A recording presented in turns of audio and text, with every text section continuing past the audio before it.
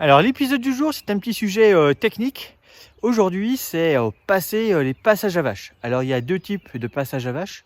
Alors bien sûr, hein, je parle des passer les passages à vache en vélo, en VTT plus particulièrement, puisqu'on a la puissance d'un moteur également à gérer. Donc généralement sur des parcours VTT, sur des sites aménagés. Donc les sites aménagés, ben, vous allez retrouver petit balisage vélo ou autre, balisage local avec des parcours VTT.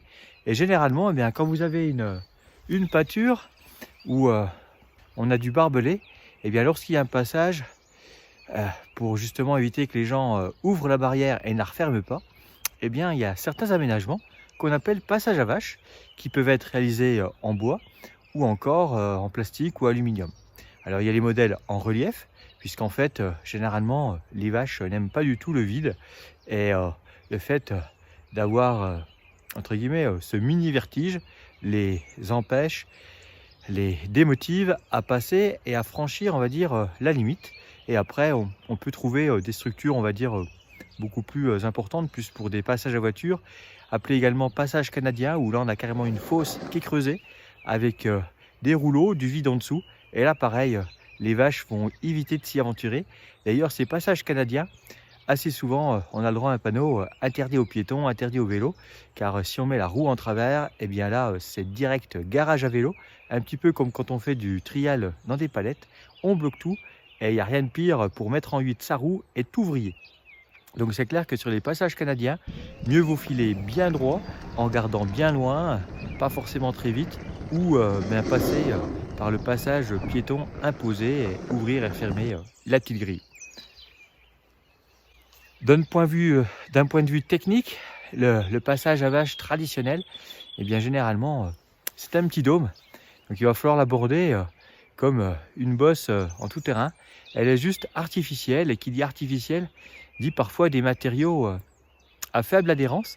Alors parfois le bois peut être couvert d'un grillage à poules ou d'un mélange scure de bois verni pour apporter du grip, mais celui-ci va toujours s'user dans le temps et il faut quand même se méfier. Et après, ces modèles plastique aluminium, je suis pas très fan parce que généralement, surtout quand ils sont humides, ils sont très glissants et il n'est pas rare sur la phase de montée d'avoir la roue arrière qui patine.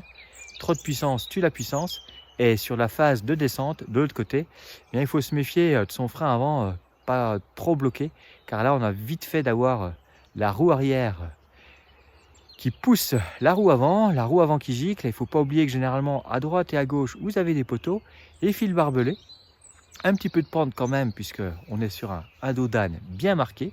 Donc mieux vaut, on va dire, les aborder à faible vitesse, passer crème et au sommet contrôler la vitesse, mais plutôt à avoir une tendance à passer sans toucher au frein pour justement ne pas dégager pour défaut d'adhérence. Allez, pour mettre on va dire, en pratique tout ça, je vais vous faire quelques passages dans les deux sens, commenter, pour que vous puissiez un petit peu comprendre on va dire, les bons gestes à adopter en image. Alors, j'ai pas choisi le plus facile, les meilleures conditions.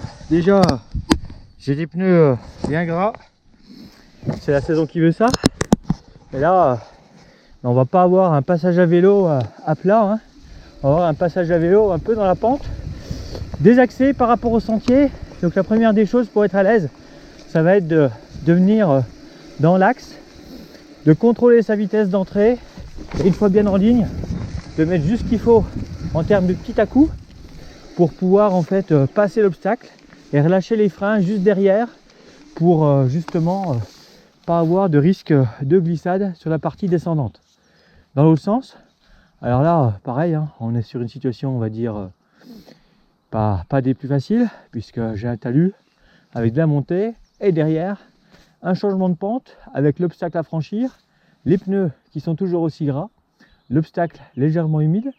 Et là pareil, il va falloir contrôler la phase à la montée d'accélération pour avoir suffisamment de puissance pour passer l'obstacle sans cabrer, sans repartir en arrière, et arriver au-dessus, se laisser glisser, relâcher les freins pour ne pas avoir la roue avant qui glisse sur des mauvaises gouttelettes sur l'aluminium. Donc là, à la descente, j'avais descendu ma selle. sur une phase de montée, je suis en mode pédalage, donc j'ai besoin de toute mon efficacité au pédalage.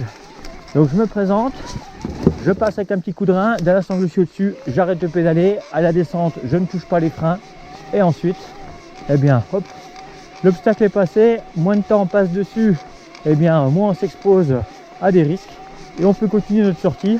Et c'est vraiment le type d'aménagement bien pratique avec nos vélos. Méfiez-vous des cintres trop larges, parfois ça peut toucher de chaque côté. Donc là il faut faire un petit mouvement ou renoncer de passer à vélo. Malheureusement dans certains cas on n'a pas le choix.